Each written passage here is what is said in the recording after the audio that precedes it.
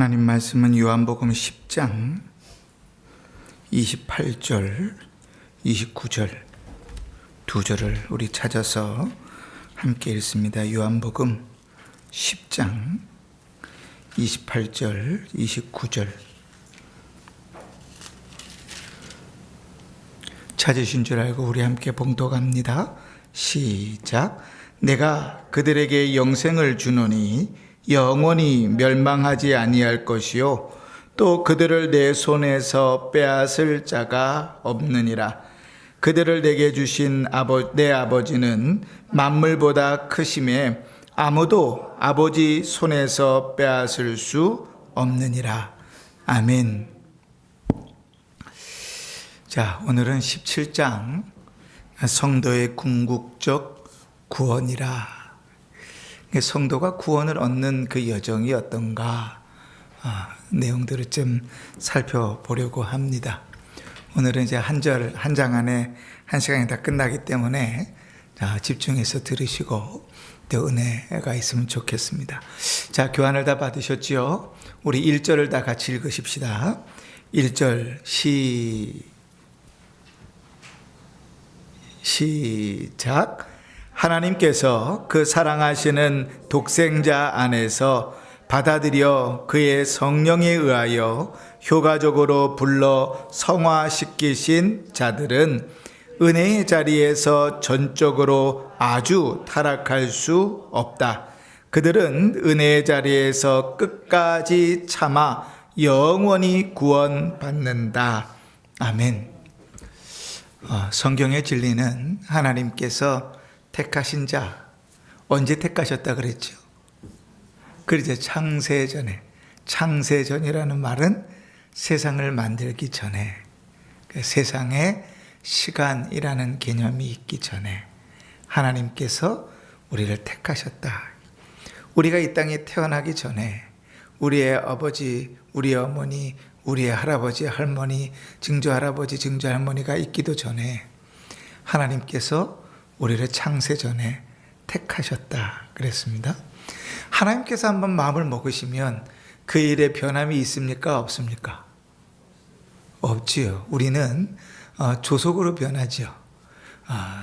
성경에는 빈대떡 뒤집듯이 우리의 마음이 변한다 그러고, 세상에서는 화장실 들어갈 때 마음 다르고 나올 때 마음 다르다 그러고, 우리의 마음은 막 변하는데 하나님은 한번 마음 먹으시면 그 먹으신 일을 끝까지 이루신다. 거짓이 없고 변함이 없고 실수가 없으시다. 그러니까 하나님께서 예정하신 그 일을 끝까지 이루실 것이니까, 우리를 구원하시는 걸 누구를 통해서 구원하셨어요? 독생자 예수 그리스도를 통해서 구원하셨지요. 왜요? 우리가 구원을 받으려면 우리가 죄의 문제를 해결해야 되는데, 우리가 우리 스스로 우리의 죄의 문제를 해결할 수가 없기 때문에 하나님께서 우리의 죄의 문제를 대신 해결하시려고 죄 없는 아들을 사람의 몸을 입고 보내셔서 대신 죽이셨다. 마치 모같이 구약시대에 재물을 가지고 와서 안수하고 잡아서 대신 죽이는 것처럼 그 아들을 대신 죽이셔서 그 아들 안에서 우리를 구원하시고, 그 구원을 각자 사람의 형편과 여건에 맞게, 우리는 잘 모르지만 하나님의 뜻하신 계획 속에서 효과적으로 우리를 부르셨다. 어떤 사람은 참 치지로도 복이 없게 믿는 가정에서 태어나서 어려서부터 예수를 믿고, 어떤 사람은 정말 복이 많게 지 마음대로 살다가 죽기 직전에 예수를 믿어 구원받고, 일부러 제가 그렇게 표현했어요. 우리의 내심 마음이 그렇지요, 그지? 구원받는 것은 중요한데, 구원은 받고 싶은데 내 삶이 침범당하거나 억어당하는 것은 싫으니까, 그지? 성경을 펴놓고 몇 번 얘기를 했는데, 제일 부러운 사람이 누구냐 물으면 십자가 우편의 강도라. 그지? 지 하고 싶은 대로 다 하고 살고 마지막에 지옥 안 가고 천국 갔으니까 제일 부럽지요. 그지? 그러나 누구는 알아요. 주님과 동행해 본 자는 알아요. 주님 안에 살아본 자는 알아요. 주와 함께하는 삶이 얼마나 복되고 행복한지. 그지요? 주님을 믿고 주와 동행하고 주님과 함께 살아본 자는 알아요. 내가 조금이라도 빨리 예수를 믿지 못한 것이 얼마나 속상한지. 그지? 어찌됐든 내 의지와 관계없이 하나님께서는 각자에게 하나님 뜻하신 바에 따라서 효과적으로 그들을 부르십니다. 어떤 사람은 어렸을 때, 어떤 사람은 나이가 많이 들어서, 어떤 사람은 기가 막힌 사고를 통해서, 어떤 사람은 자연스럽게 복음을 듣는 일을 통해서, 또 어떤 사람은 친구를 통해서, 어떤 사람은 가족을 통해서 전도를 받아 예수를 믿습니다. 사람들이 예수를 믿는 길은 천차만별일지라도 하나님께서 그들을 부르시는 일이 가장 효과적으로 이루어진다. 그래서 우리는 앞에서 구원을 효과적인 부르심이라 이렇게 우리가 배워본 적이 있습니다. 자, 그렇게 하나님 앞에 부름 받은 자는 오늘 시작의 결론이 뭔가 하면 전적으로 타락할 수 없다. 이 얘기는 뭔가 하면 하나님 벌리고 나갈 수 없다. 다시 또 뭐라고 표현해요? 그들은 은혜의 자리에서 끝까지 참아 영원한 구원을 얻는다. 여러분 이렇게 생각해 보세요. 자식이 집이 싫어요. 요즘 그런 가정이 참 많은데 집이 지긋지긋해요. 엄마 아빠가 싸우는 것도 진짜 듣기 싫고, 엄마도 싫고 아빠도 싫고, 가난한 것도 싫고, 여건도 싫고, 환경도 싫고, 집이 싫어서요 그토록 집을 나가고 싶어하는 사람들이 많아요. 그치? 근데 집을 나갔다고 자식이 아닌가요? 따로 산다고 부모가 아닌가요? 요즘은 부모들도 자식하고 같이 안 살고 싶어 해요. 그죠? 그러시면 안 돼요. 그러시면 안 돼요. 그거는 참 직무유기예요. 얼마나 이율배반적인 줄 알아요? 자식들을 키울 때는 내가 네 부모다. 그래서 내가 네 보호자고 부모니까 그들을 위하여 먹을 것도 주고 입을 것도 입히고 학교도 보내고 다 헌신했잖아요. 그죠? 부모가 보호자니까. 그러니까 나이가 들면 주객이 바뀌어요. 자식이 보호자가 돼요. 근데 보호자를 거절해요. 거부해요. 이건 말도 안 되는 거예요. 자식들이 나는 엄마 그늘에서 살기 싫어. 그러면 막 속상하고 화가 나면서 자식들이 내 보호자가 되는 거는 싫어해요. 이야, 이런 이율배반적인 인생이 어디 있어요? 인정하셔요. 인정하셔요. 70살 넘으시면 자식들이 보호자예요. 그치? 병원을 가도 자식들과 같이 가셔야 되고, 무슨 일이 있어도 자식들하고 상의하셔야 돼요. 자식이 보호자예요, 보호자. 주객이 바뀌어요. 뭐 얘기하다 여기까지 왔나요? 아이고 참. 자, 하나님께서 택하신 자는 끝까지 구원하신다. 그죠? 완전히 타락할 수 없다. 아, 이 얘기하다 말았군요. 집을 나가도 가족 식구인 것처럼, 가족인 것처럼, 집을 나간다고 가족이 아닌 것처럼, 아니지 않는 것처럼 그들이 타락할 수는 있어요. 죄를 지을 수는 있어요. 그러나 그들이 영원히 은혜의 자리에서 쫓겨나지는 않는다. 그치? 쫓겨난다 그러면 어떻게 돼요? 하나님께서 택하신 일이 내가 어떻게 하냐에 따라서 바뀔 수도 있다. 이렇게 되는 거니까 하나님은 변하시네? 거짓말장이네? 이렇게 될 수 있죠. 그죠? 그러니까 하나님 한번 정하신 거는 끝까지 가요. 오늘 빌립보서 1장 6절 우리 같이 읽어볼까요? 시작. 너희 안에서 착한 일을 시작하신 이가 그리스도 예수의 날까지 이루실 줄을 우리는 확신하노라.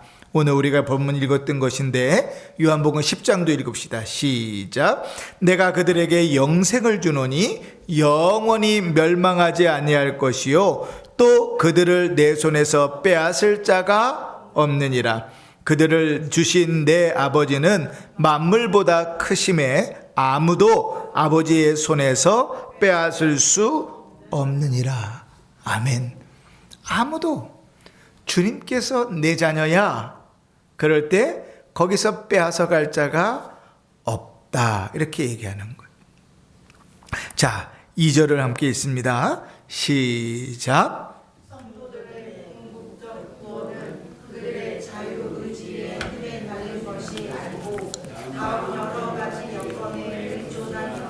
자, 그럼 그냥 그 성도들이 궁극적으로 구원을 얻는 것은 어떻게 이루어지는가? 구원을 얻고 나서 우리의 열심과 우리의 노력으로 이루어지는 것인가? 아니다. 여러 가지 이유가 있는데 그 첫 번째를 이렇게 얘기합니다. 시작. 변할 수 없는 선택. 이 선택은 하나님 아버지의 변할 수 없는 값없는 사랑에서 성립되었다. 하나님께서 우리를 선택하셨다. 우리 이거를 다른 말로 뭐라 그런다 그랬지요? 그렇죠. 예정하셨다. 예정하셨다. 하나님께서 우리를 예정하신 것, 그것은 하나님께서 우리의 어떠한 모습을 보시고 하신 것이 아니라 그분의 변하지 않는 사랑에서 일방적으로 행하신 것이다.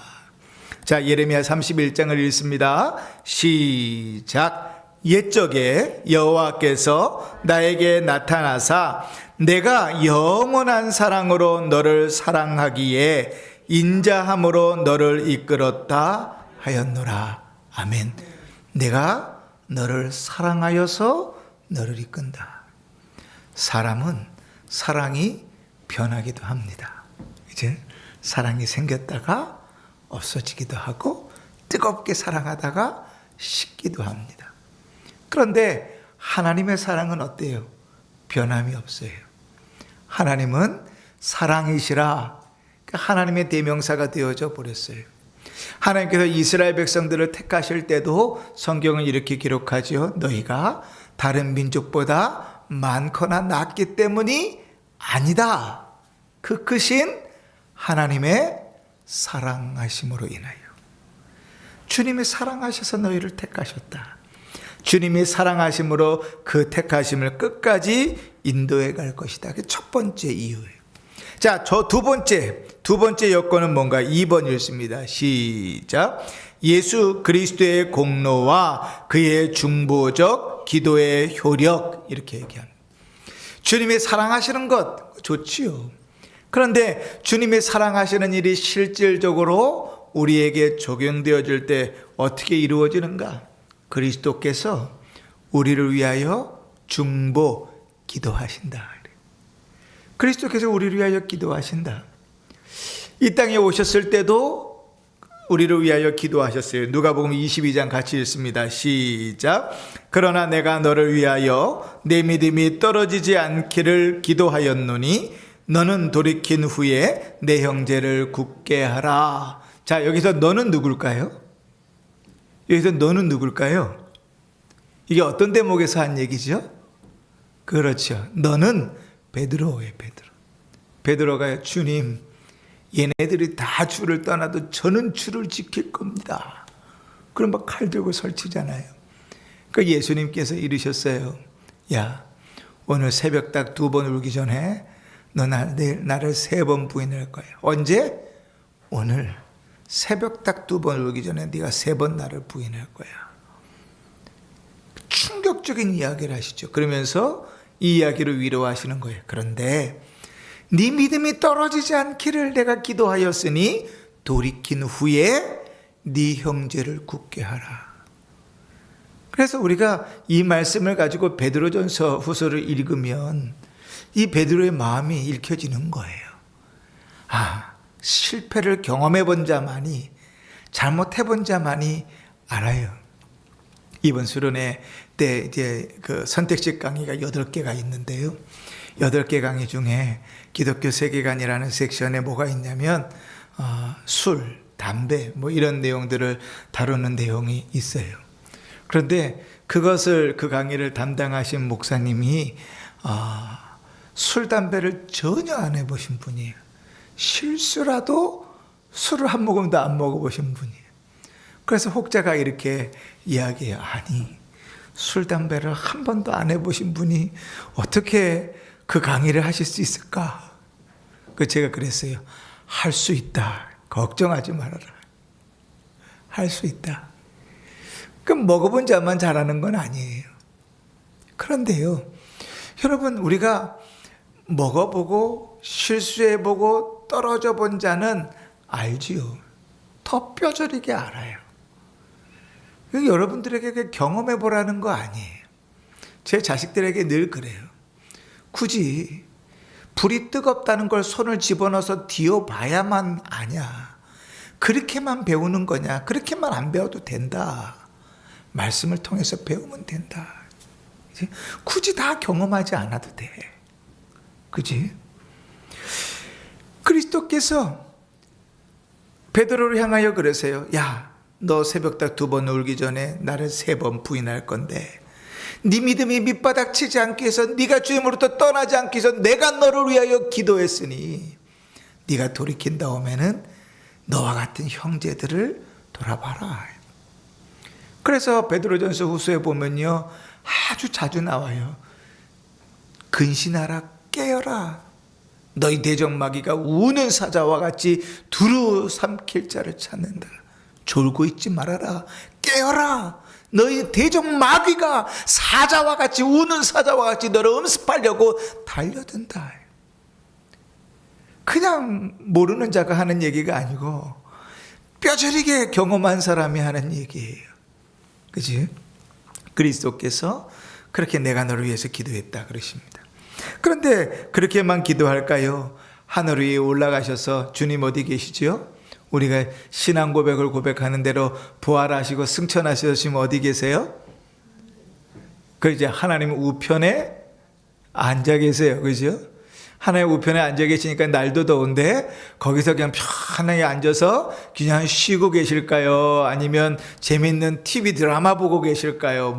아니면 파리 올림픽 보고 계실까요? 하나님 우편에서 앉아서 뭐 하고 계실까요? 그렇죠. 우리를 위하여 친히 간구하신다. 그게 성경의 가르침이에요. 그지? 하나님 우편에서 우리를 위하여 기도하신다. 예배가 무너지고 삶이 무너지는 자들을 위하여, 연약한 자들을 위하여 기도하신다. 히브리서 7장 우리 같이 읽으십시다. 시작. 그러므로 자기를 힘입어 하나님께 나아가는 자들을 온전히 구원하실 수 있으니 이는 그가 항상 살아 계셔서 그들을 위하여 간구하심이라. 지금도 살아 계셔서 우리를 위하여 간구하신다. 그렇게 말합니다. 그리스도의 중보의 사역이 우리로 하여금 타락하지 않도록 만든다. 세 번째, 자 3번 있습니다. 시작. 성령의 내재와 성도들에게 있는 하나님의 씨가 우리로 하여금 궁극적 구원에 이르게 한다. 성령께서 우리 안에 계신다. 그치? 우리는 이제 장로교 신학은, 개혁 신학은 우리가 예수를 그리스도로 영접하였을 때 우리 안에 성령이 내주하신다. 그렇게 가르칩니다. 그런데 지금 보수적인 입장에서도 마틴 로이드 존스 같은 경우는 성령 세례나 책에서 보면 성령이 2번 임재한다고 가르쳐요. 어떻게 하냐면 우리가 예수를 믿을 때 임재하지만 그러나 또 우리가 성령을 받을 때 또 한 번 임재한다. 이렇게 가르쳐요. 그래서 우리는 장로교 입장에서 마틴 로이드 존스의 어떤 신앙적인 내용과 가르침들을 되게 존중하지만 그러나 그의 성령론은 받지 않습니다. 그리스도께서 우리로 하여금 성령으로 말미암지 않고는 아버지를 주로 고백할 수 없다고 했으니 우리가 아버지를 구주로 고백하는 순간부터 우리 안에는 누가 내재하고 있어요? 성령께서 내재하고 계세요. 그래서 그 성령으로 말미암아 우리가 하나님 앞에 영원히 멸망하지 않고 믿음을 지켜나갑니다. 그래서요, 우리가 뒤에서 살펴보겠지만 죄를 지으면 그 성령을 근심하게 만드는 거예요. 성령을 근심하게 만드는 건 하나님을 근심하게 만드는 거예요. 하나님과 성령을 근심하게 만들면 목사도 근심하게 만드는 거예요. 그러니까 신앙적인 애물단지가 되는 거예요. 그치? 뒤에서 좀 잘 살펴보십시다. 자, 요한일서 3장 9절에 있습니다. 시작. 하나님께로부터 난 자마다 죄를 짓지 아니하나니 이는 하나님의 씨가 그 속에 거하며 그도 범죄하지 못하는 것은 하나님께로부터 났음이라. 여기서 이 죄를 짓지 않는다는 것은 그 안에 부패가 없다 하는 말이 아니에요. 그 죄가 그를 영원한 사망으로 끌고 가지 못한다는 것. 자, 요한복음 14장을 읽습니다. 시작. 내가 아버지께 구하겠으니 그가 또 다른 보혜사를 너희에게 주사 영원토록 너희와 함께 있게 하리니 그는 진리의 영이라. 세상은 능히 그를 받지 못하나니 이는 그를 보지도 못하고 알지도 못함이라. 그러나 너희는 그를 아나니 그는 너희와 함께 거하시며 또 너희 속에 계시겠음이라. 아멘. 자, 성령의 이름이 뭐라고 표현되어 있어요? 진리의 영이라 이렇게 되어 있죠. 진리의 영이라는 것은 성령의 역사는 무엇을 떠나서는 이루어지지 않는다? 하나님의 말씀, 진리를 떠나서 이루어지지 않는다. 하나님의 말씀과 함께 일하는 것이 성령의 역사다. 그 성령을 또 다른 이름으로 뭐라 그러는가? 또 다른 보혜사라 이렇게 얘기한다. 또 다른 보혜사라는 것은 이미 보혜사가 있다는 얘기지요. 보혜사라는 말은 돕는 자라는 뜻이에요. helper라는 뜻인데 이미 예수 그리스도께서 이 땅에 오셔서 사람들을 도우셨어요. 구원을 얻는 일에 있어서. 그러나 주님께서 부활하고 승천하시고 나면 누가 도울 것인가? 성령께서 너희를 도우실 것이다. 내가 너에게 가르친 모든 것을 생각나게 하실 것이다. 예수님께서 가르친 말씀들을 생각나게 하실 것이다. 그래서 진리의 영이라. 세상 사람들은 그 성령을 볼 수도 없고 알 수도 없는데 너희는 안다. 왜냐하면 구원받은 우리 안에 뭐가 있어요? 성령께서 계시기 때문에. 4번으로 넘어갑니다. 시작. 은혜 언약의 신실성이다. 위의 모든 여건들로부터 궁극의 구원의 확실성과 무엇성이 보장된다. 네 번째는 뭔가 하면 하나님의 언약이에요. 하나님께서 택하시고 내가 구원하시겠다고 약속하신 일은 반드시 이룬다. 저는 약속을 되게 중요하게 생각합니다. 그래서 저희 식구들도 아마 알 거예요. 시간 약속 정해놓고 시간 약속 안 지키면 제가 막 화를 내요. 불같이. 기본이에요. 기본 중에 기본이에요. 약속을 지키는 거는. 그렇지? 그 시간뿐만 아니라 약속은 지켜야 돼요. 그런데요, 사람이 어떤 글에 보니까요, 사이코패스 있잖아요. 소시오패스. 그러니까 반사회주의적인 사람들.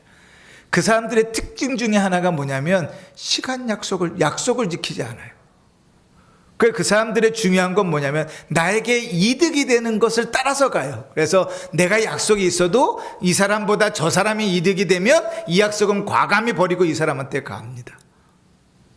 그렇지? 근데 하나님은 세상을 만드신 분이잖아요. 하나님이 소시오패스, 사이코패스일 수는 없잖아요. 그죠? 하나님이 신실하시다고요. 약속하신 것은 그대로 이루신다. 그 하나님의 언약의 그 신실하심이 우리를 구원하시고 그 구원을 끝까지 이루신다. 예레미야 32장을 읽습니다. 시작. 내가 그들에게 복을 주기 위하여 그들을 떠나지 아니하리라 하는 영원한 언약을 그들에게 세우고 나를 경외함을 그들의 마음에 두어 나를 떠나지 않게 하고. 아멘. 하나님 언약하시고 그대로 이루어 가신다. 자, 여기까지만 하면 우리는 보통 여기까지만 이제 구원에 대해서 알아요. 그래서요, 죄에 대해서 되게 무뎌요. 그 죄를 지어도 가볍게 여겨요. 죄가 난 구원받았는데 라고 생각해요. 그래서 정말 제대로 된 신자 같은데 딱 구원파 같은 사람들이 있어요. 난 구원받았는데 예배 시간에 졸고 예배를 안 나오고 내 마음대로 살아도 괜찮아, 나는 구원받았으니까 라고 생각하는 사람들이 있어요. 그건 성경을 잘못 알고 있는 거예요. 그래서 성도의 궁극적 구원 안에 하나님께서 택하신 자는 끝까지 그 구원을 이루시지만 그가 죄 가운데 걸 때 얼마나 괴롭고 힘든 삶을 사는지를 성경이 우리에게 가르칩니다. 자, 3절을 읽으십시다. 먼저 두 줄만 읽습니다. 시작. 그럼에도 불구하고 사탄과 세상의 시험, 신자들 속에 남아있는 부패성의 득세 또는 은혜의 방편 사용에 대한 그들의 태만 때문에 혹시 그들도 중한 죄에 떨어지는 일이 있다. 세 가지 예를 들어요. 첫 번째는 사탄의 시험. 사단의 시험에 넘어질 수 있다는 거예요. 두 번째는 우리 안에 남아있는 부패성. 그리고 세 번째, 우리가 세 번째를 좀 주의 깊게 봐야 되는데 하나님의 은혜의 방편 사용에 대한 태만. 이 은혜의 방편은 보통 세 가지를 이야기합니다. 말씀과 기도와 성례. 기도하는 일, 주의 말씀을 듣고 말씀을 배우고 공부하고 암송하고 묵상하고 읽는 일들, 말씀을 따라 묵상하고 살아가는 일들을 게을리할 때, 성찬에 참여하는 일들을 가볍게 여길 때 뭘 할 수 있다? 중한 죄를 지을 수 있다. 이게 무서운 이야기입니다. 자, 우리가 아까 이제 베드로 얘기를 살펴봤지만 베드로가요, 주님께서 겟세마네 동산에 가셔서 이제 곧 몇 시간 후면 잡혀가 신문을 받고 그날 저녁에 그냥 오후에 죽게 되잖아요. 주님은 다 그 상황을 아신단 말이에요. 그 제자들을 데리고 겟세마네 동산에 가서 특별히 총회하는 베드로와 야고보와 요한과 안드레를 데리고 저만큼 떨어져서 기도를 요청합니다. 야, 내가 죽게 되었으니 기도해라, 기도해라. 그런데 얼마나 하루 일과가 힘들었더니 졸고 앉아 있는 거예요. 꾸벅꾸벅. 예수님은 죽음을 눈앞에 두고 간절해서 땀방울이 핏방울이 되도록 기도하고 있는데 그 제자라고 하는 사람들은 주님이 죽든지 말든지 앞을 내다볼 수가 없으니까 상관이 없어요. 내가 죽게 됐으니 기도해라. 또 뭐 죽게 됐다고까지 얘기 무시해버리는 거죠. 그리고 꾸벅꾸벅 졸고 앉아 있어요. 주님께서 한참 기도하시다가 돌아오셨는데 졸고 앉아 있는 거예요. 예전 같았으면 주님께서요, 얼마나 피곤하면 그랬겠냐 그러실 텐데 주님이 그들을 깨우면서 꾸짖습니다. 잠시도 깨어 있을 수 없느냐? 내가 죽게 되었으니 같이 기도해라. 그리고 저쪽 가서 또 기도하세요. 근데 또 자고 앉아 있죠. 꾸벅꾸벅 졸고 앉아 있는 거예요. 이제 주님께서 때가 돼서 다시 돌아오셔서 이제 자라. 너희에게 두 번의 기회를 줬는데 그 기도할 기회 동안에 자버렸으니 이제는 너희가 주님이 환난을 당할 때 잡혀가실 때에 너희는 준비가 돼 있지 않으니까 다 도망가 버릴 거야. 떠나가 버릴 거야. 주님 그토록 기도하고 준비하라고 했는데 주님께서 예수님 자신을 위해서 기도하라 그랬겠어요? 그 말씀을 묵상하면 묵상할수록 저는 그렇게 생각이 들어요. 제자들에게 뭐 한마디 힌트라도 줬어야지. 물론 많이 주셨지만요. 못 알아들은 거지만. 주님은 제자들이 깨어 기도할 뭘 기도해야 그 기도해야 정신을 차리거든요. 근데 졸고 앉아 있는 거예요. 더 깨웠는데도 또 졸고 앉아 있는 거예요. 이제 기회는 다 지나갔어요. 주님이 잡혀가시는 그날에 주님 모든 것을 버리고 주를 따랐다고 하는 그 제자를 싹 다 도망가 버리고 칼 들고 설치면서 얘들은 다 떠나갈지라도 나는 주를 버리지 않겠다는 자가 주님을 부인하고 맹세하여 부인하고 저주하고 부인하면서 주를 떠나가요. 그러지 말라고 좀 기도하라는데 졸고 앉아있다가 그대로 다 당하는 거죠. 그대로 다. 읽어볼까요? 마태복음 26장 3절을 이어놨는데 읽읍시다. 시작. 베드로가 모든 사람 앞에서 부인하여 이르되 나는 내가 무슨 말을 하는지 알지 못하겠노라 하며 베드로가 맹세하고 또 부인하여 이르되 나는 그 사람을 알지 못하노라 하더라. 그가 저주하며 맹세하여 이르되 나는 그 사람을 알지 못하노라 하니 곧 닭이 울더라. 깨어 기도하라고 주님 말씀하시는데 그 기도해야 될 의뢰의 방편을 게을리하니까 심판의 날에, 어려움이 닥치는 날에 주님 앞에 죄의 나락으로 떨어지는 거예요. 닭울음소리를 들고 엉엉 울어도 소용이 없어요. 소용이 없어요. 자, 그러면 그렇게 죄의 나락으로 떨어지면 어떻게 되는가? 계속 읽습니다. 그들이, 시작. 그들이 그렇게 죄에 빠져 얼마 동안 계속 지내면서 하나님의 분노를 산다. 하나님은 뭐라고요? 사랑이신데, 나는 하나님 창세전에 택하신 자인데 하나님의 미움을 산다고요. 분노를 산다고요.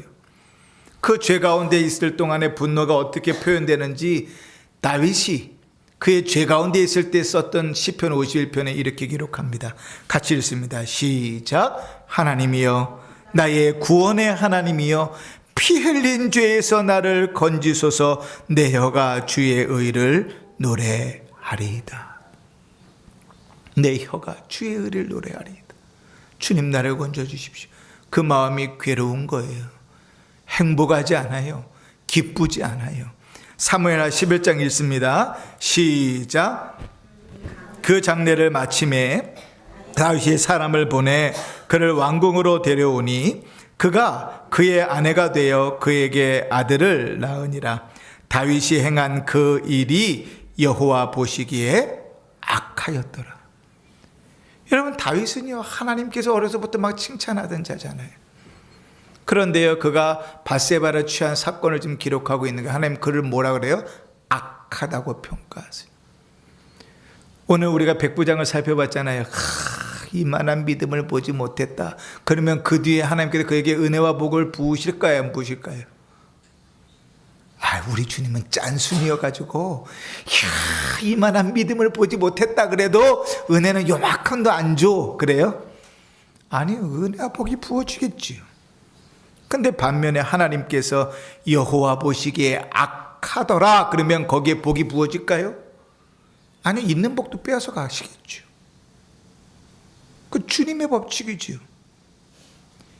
있는 자는 더 풍성하게 될 것이고 없는 자는 있는 것도 빼앗길 것이라는 것은 하늘의 법칙이지요.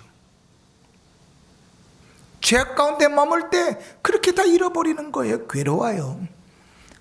그리고 또 2절, 2번, 3번 읽읍시다. 시작. 성령을 근심시키며 그들의 받던 은혜와 위로의 일부를 상실케 되며. 여러분, 우리가 은혜의 수단들, 말씀과 기도와 성례와 하나님께 은혜 받는 그 수단들을 게을리하면, 찬송과 예배의 일들을 우리가 태만히 하면 성령께서 근심하신다. 바울이 이렇게 얘기합니다. 하나님의 성령을 근심하게 하지 말라. 그 안에서 너희가 구원의 날까지 인치심을 받았느니라. 시편 51편입니다. 같이 읽습니다. 시작.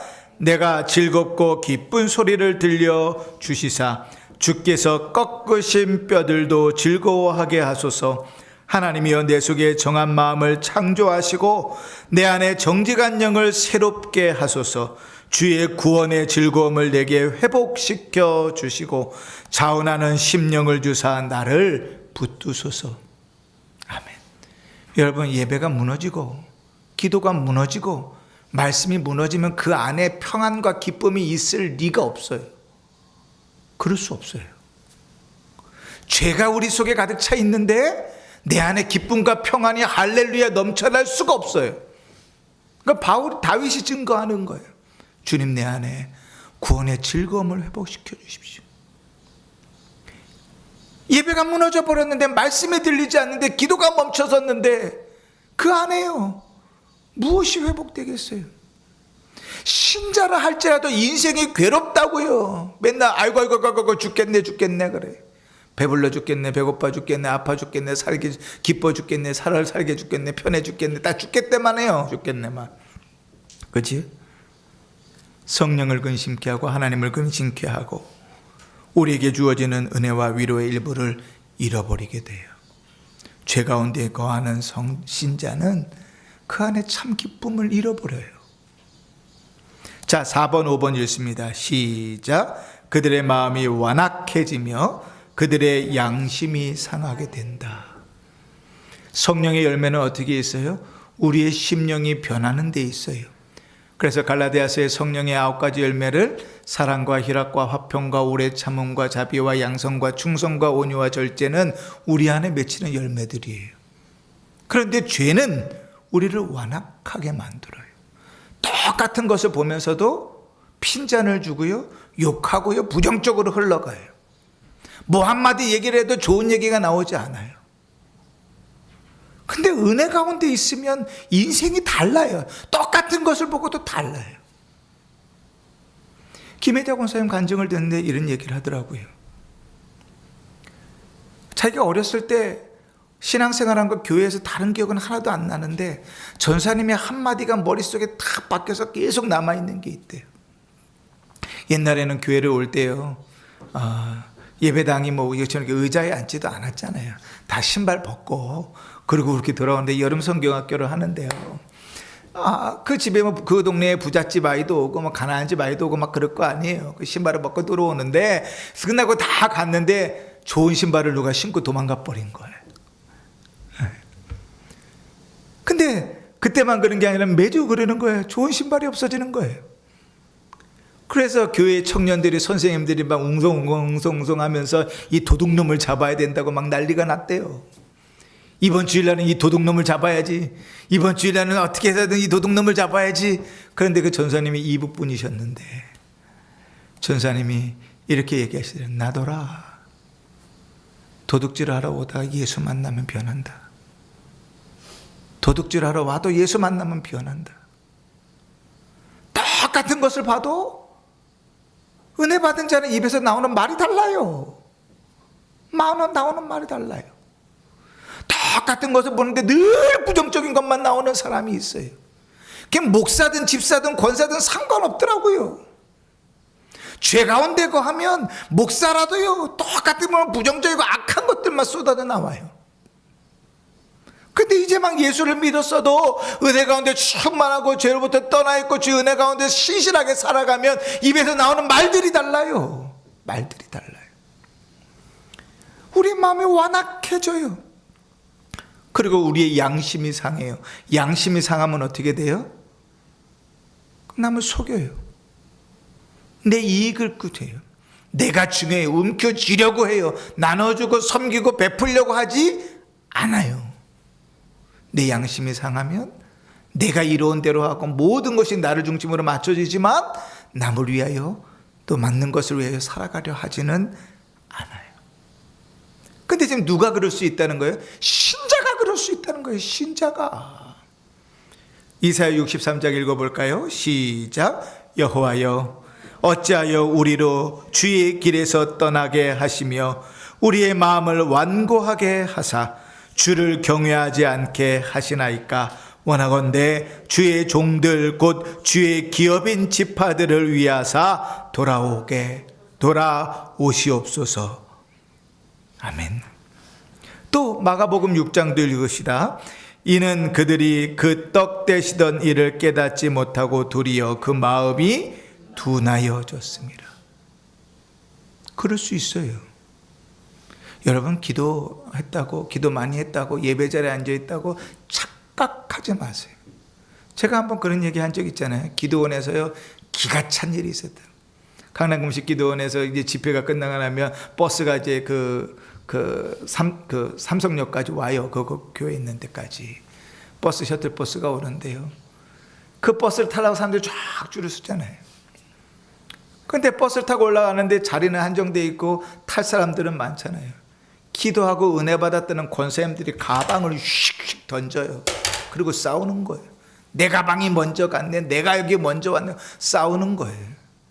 기도 나서 집회 참석하고 은혜 받았으면 뭐예요? 다 헛것이에요. 다 헛것. 그렇지? 그럴 수 있어요. 지금 우리가 지금 살피고 있는 것이 불신자들의 마음이 아니고 신자의 마음이라고. 어떤 신자? 죄를 짓는 신자, 죄에서 떠나간 신자, 하나님께서 우리에게 허락하신 은혜의 방편들을 태만히하고 사단의 시험을 받고 우리의 부패성 가운데 내어놓는 신자들이 보이는 모습들이라고. 여기까지는 그래도 자기 혼자 타락하고 자기 혼자 망가지고 나니까 다행인데, 성경에 보면 더 심한 게 있어요. 6번 7번 읽읍시다. 시작. 남들을 해롭게 하며 그들 자신이 현세적 심판을 받게 된다. 꼭 기억하십시오. 신자가 믿음에서 떨어지면 그 영향은 반드시 식구들에게, 친구들에게, 가까운 자들에게부터 영향이 미쳐집니다. 사무엘하 12장 읽어볼까요? 시작. 이 일로 말미암아 여호와의 원수가 크게 비방거리를 얻게 하였으니 당신이 낳은 아기가 반드시 죽으리이다. 죄는 누가 지었어요? 다윗이 지었어요. 밧세바도 좋았겠지요. 밧세바도 지었어요. 근데 누구의 생명은 빼앗아 갔어요? 애꿎은 애는 죽는다고. 신자가 죄 가운데 빠질 때 그 영향력은요, 남들에게 미쳐요. 내 자식에게, 내 친구에게, 내 이웃에게, 내 형제에게 그 영향력이 미쳐요. 신자가 기도에 태만하고 말씀에 태만하고 예배에 태만하고 그 영향력 그대로 미쳐요. 그리고 하나님 분명히 말씀하세요. 이 땅에서 네가 그 행한 일로 심판을 받을 것이다. 자, 고린도전서 11장 읽습니다. 시작. 우리가 판단을 받는 것은 주께 징계를 받는 것이니 이는 우리로 세상과 함께 정죄함을 받지 않게 하려 하심이라. 아멘. 우리가 지은 그 죄로 지옥 가지는 않아요. 그러나 이 땅에서 그 죄에 대한 대가를 주님 치르게 하신다고. 징계는 누구에게 주는 거예요? 자식에게 주는 거예요. 잘못했으니까 돌아오라고 주는 거예요. 근데 우리는 착각하고 살아요. 내가 신앙의 수단들을 읽고 믿음의 삶들을 널어놓고 난 구원받았으니까 내 마음대로 살아가는 그 삶들 속에서 모든 것이 다 잘 될 것이라고 착각해요. 천만에요. 그 영향력 반드시 다른 사람들에게 미쳐요. 그 삶에 대한 결과를 반드시 그가 당하면서 살아요. 이 땅에서요. 그 일 때문에 지옥 가지는 않겠죠. 그러나 기억하세요. 신자가 죄의 나락으로 빠져들 때 하나님은 그 죄의 나락으로 빠져든 것을 간과하지 않으세요. 하나님께서 아브라함을 택하셔서 그로부터 시작해서 민족을 이루셨어도 그 죄에서 헤어나오지 못하는 나라를 완전히 멸망시켜버렸다고 게 하나님이시라고. 그러니까 우리가 앞부분만 가지고 잘난 체하며 살면 안 돼요. 나는 구원을 받았으니까 천만에요. 그건 딱 구원파 하는 사람들이 하는 짓이에요.